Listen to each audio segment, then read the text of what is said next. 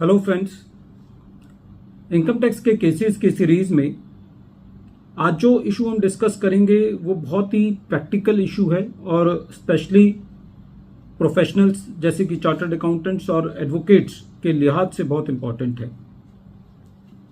ये as a general practice देखा गया है कि प्रोफेशनल्स एसएससीज के बिहाफ पर कुछ पैसा अपने रेगुलर अकाउंट के अंदर रिसीव करते हैं, जिसके अंदर प्रोफेशनल्स अपनी प्रोफेशनल फीस लेते हैं और ये पैसा एसएससी से जो रिसीव हुआ होता है या क्लाइंट से जो रिसीव हुआ होता है वो पैसा एसएससी का टैक्स जमा करने के लिए या कोर्ट फीस जमा करने के लिए या स्टैम्प पेपर्स खरीदने के लिए रूटीन के अंदर या अदर खर्चों के लिए प्रोफेशनल क्लाइंट से पहले रिसीव करते हैं और उनके बिहाफ पर खर्च करते हैं।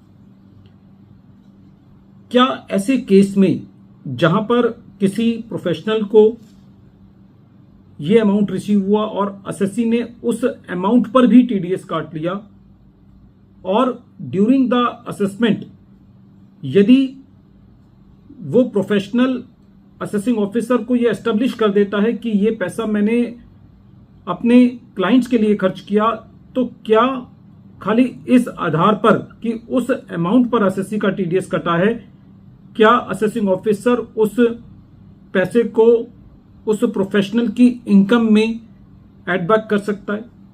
और इस वजह से एक प्रोफेशनल को किस तरीके से एक लिटिगेशन झेलनी पड़ सकती है, ये इशू प्रेजेंट केस में आया।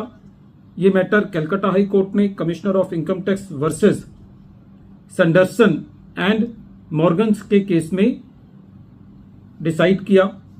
ये केस 475 आईटीआर पेज नंबर 473 पर रिपोर्ट हुआ और इस केस का जजमेंट 7 फरवरी 2024 को आया। प्रेजेंट केस में एसएससी एक सॉलिसिटर है। एसएससी की जो फीस थी ड्यूरिंग द ईयर वो 1.82 करोड़ थी। जो सॉलिसिटर एसएससी को जो टीडीएस के सर्टिफिकेट के मुताबिक जो पैसा रिसीव हुआ था, जो रिसीट थी, वो 5.56 करोड़ थी। दोनों का डिफरेंस 3.74 करोड़ था। During the assessment proceedings assessing officer ने एसएससी सॉलिसिटर से ये पूछा कि जो आपके टीडीएस सर्टिफिकेट में 3.74 करोड़ रुपया ज्यादा दिखाई दे रहा है, जो कि आपने इनकम में नहीं लिया, उसको आपकी इनकम में एड बैक क्यों ना किया जाए।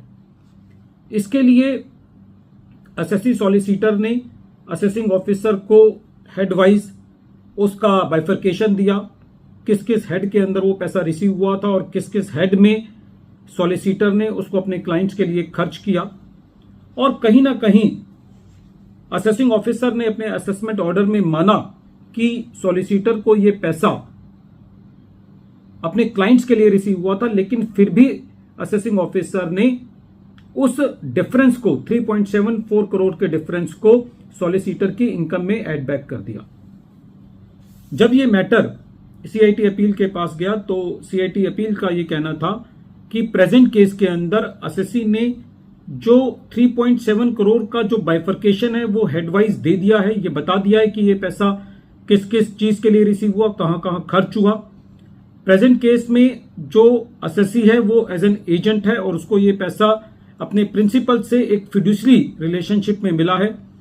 सीआईटी अपील का ये कहना था कि जो ये पैसा एसएससी को मिला है इसके अंदर कोई प्रॉफिट एलिमेंट नहीं है, ये क्लाइंट का पैसा है और ये क्लाइंट के ही कॉज के लिए है। सॉलिसिटर को जब ये पैसा रिसीव होता है तो सॉलिसिटर इसके लिए अपने क्लाइंट्स के प्रति जिम्मेवार रहता है और ये पैसा उस क्लाइंट से रिलेट करता है और किसी भी परिस्थिति में इसको एसएससी के हाथ में इनकम नहीं माना जा सकता। इस तरीके से सीआईटी अपील ने जो एडिशन असेसिंग ऑफिसर ने किया था उसको डिलीट किया।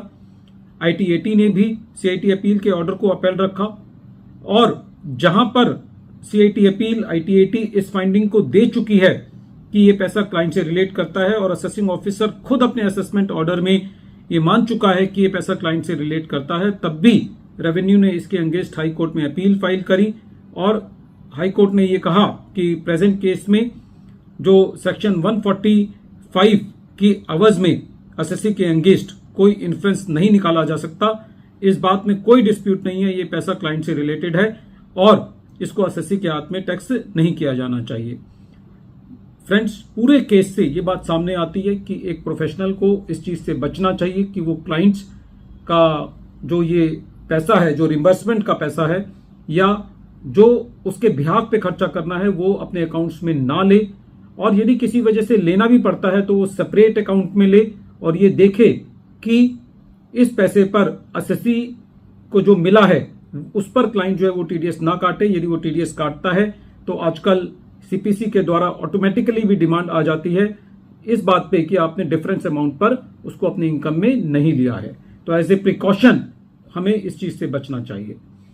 वीडियो के अंत में एक बार फिर मैं केस का नाम रिपीट कर रहा हूं। केस का नाम है commissioner of income tax versus Sanderson and Morgans, और ये केस 475 ITR पेज नंबर 473 पर रिपोर्ट हुआ। मैटर कलकत्ता हाई कोर्ट ने 7 फरवरी 2024 को डिसाइड किया। Thank you friends.